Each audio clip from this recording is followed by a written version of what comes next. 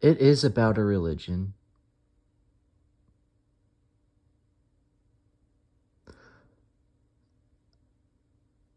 I'm tired of hearing you say it's about a relationship. It is about a religion.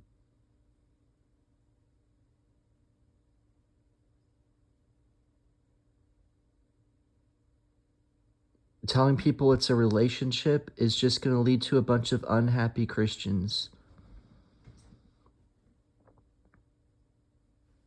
When I first, what the Bible says, it doesn't say, oh, have a relationship with Jesus. I actually don't think there is a single verse even remotely resembling saying have a relationship with Jesus. Saying that, there are verses that somewhat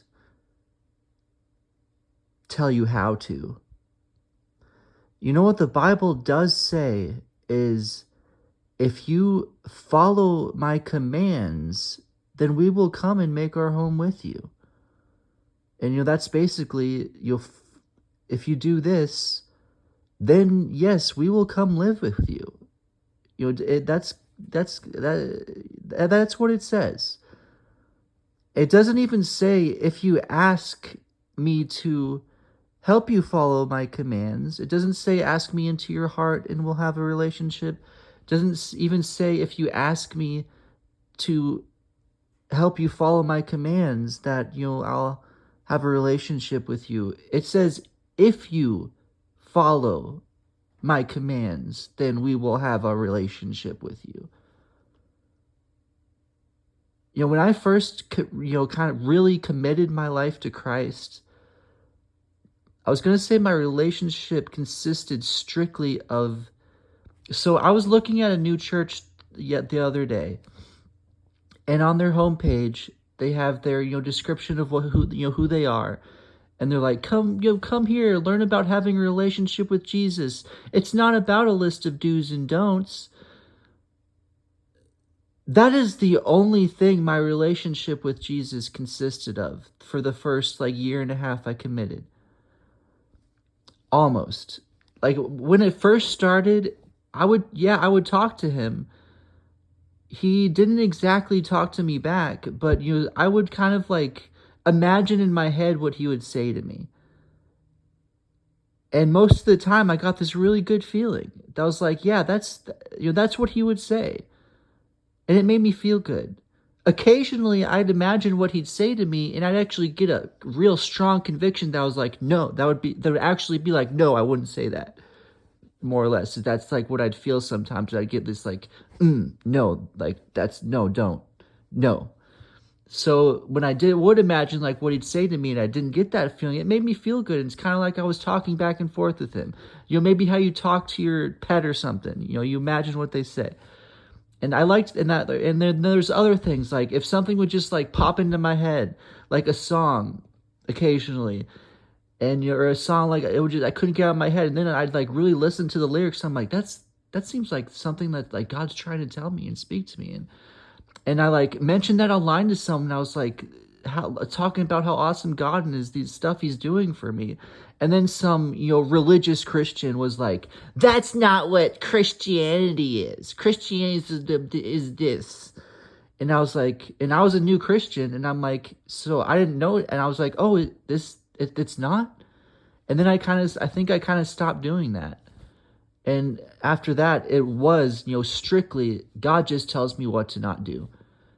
For a year and a half, that was basically all I heard from God. That was all my relationship with God is he would tell me what not to do. I would do stuff or say stuff or think something that maybe I used to, or just not thinking or not knowing.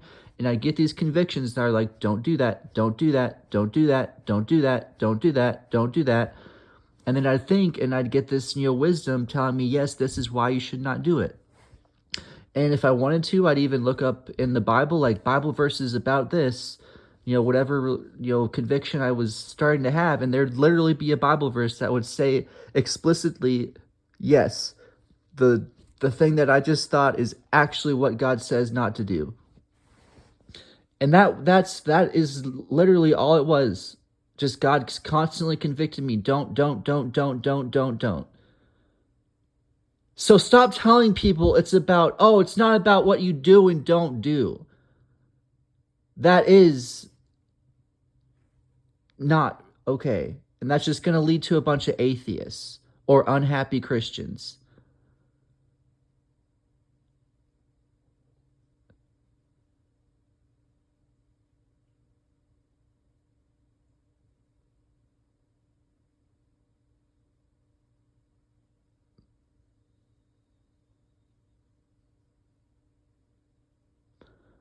And what actually eventually led to me leaving the faith entirely is allowing the people to convince me that, oh, these things that the Bible actually tells you not to do, don't listen to it. In my heart, as he'd be teaching me, he taught me all these things. Don't. Eventually, I let people, or myself, I guess people, convince me that certain things were okay, and also other specific religious doctrines and stuff. But those things like actually led to my deconversion. Because once you actually do start believing, oh, it's okay to do these things it tells you not to do, God's actually not going to have a relationship with you at all. Anything you do think you do have is just imaginary, or it's even the complete opposite end.